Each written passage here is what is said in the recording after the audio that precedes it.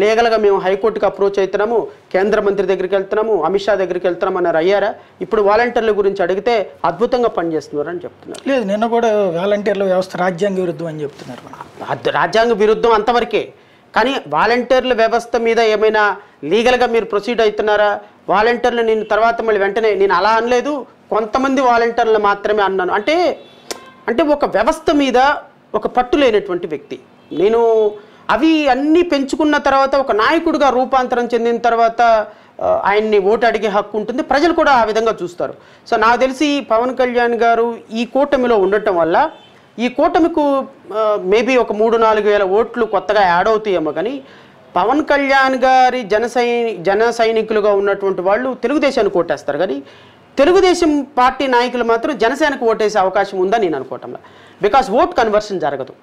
ఇప్పుడు మీరు మొన్న బీజేపీ కేంద్ర తెలంగాణలో చూసుకోండి, పవన్ కళ్యాణ్ అభిమానులందరూ కూడా బీజేపీ అభిమానులందరూ పవన్ కళ్యాణ్ కోటే, పవన్ కళ్యాణ్ వాళ్ళు బీజేపీ కోటేలా. బీజేపీ ఇండిపెండెంట్గా పోటీ చేసిన చాటు చాలా అద్భుతంగా ప్రోగ్రెసివ్గా లీడ్ తీసుకుంది ఓట్లు. కానీ పవన్ కళ్యాణ్తో కలిసి పోటీ చేసిన చోట డిపాజిట్ కోల్పోయింది. అంటే అక్కడ అర్థం ఏంటి? సో పవన్ కళ్యాణ్ కోరిలేషన్ గవర్నమెంట్లో ఈయన ఓటు కన్వర్షన్ జరగదు, అవతల పార్టీ వాళ్ళకి ఈయనకు ఓటు వేయరు. ఈ రెండు రేపొద్దున తెలుగుదేశం పార్టీతో జరగబోతున్నాయి. తెలుగుదేశం పార్టీ కార్యకర్తలు జనసేనకు ఓటేరు, జనసేన కార్యకర్తలు తెలుగుదేశానికి ఓటేరు. రైట్.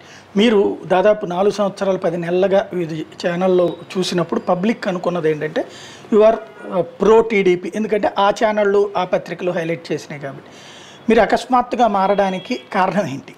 నేనేమి అకస్మాత్తుగా మారింది కాదు సాయి గారు. ఇప్పుడు నేను ఒక రాజకీయ పార్టీ నడుపుతున్నాను. నా ఆలోచన ఏంటి అంటే, ఇప్పుడు ప్రభుత్వం మీద పోరాటం చేయటానికి మనకి ఒక ప్లాట్ఫామ్ కావాలి. ఇప్పుడు ప్రభుత్వం మీద పోరాటం నేను ప్రజల్లో వెళ్ళి చేసిన ప్రజలకు చూపించడానికి. సో ప్రజా పోరాటంలో భాగంగా నాకు కొన్ని ఛానల్స్ నాకు